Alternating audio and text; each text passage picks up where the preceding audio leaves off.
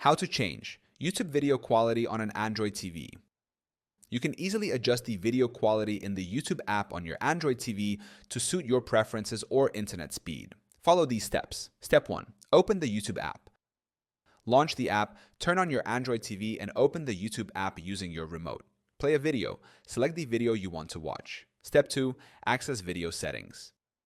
Open the options menu.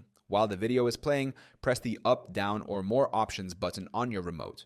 Select the settings icon. Look for the settings icon, a gear symbol, and select it. Step 3. Adjust video quality. Navigate to Quality Settings. In the Settings menu, highlight and select Quality.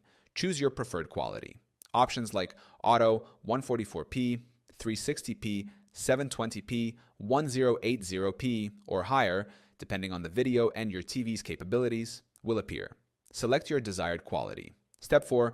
Resume watching. Test the video.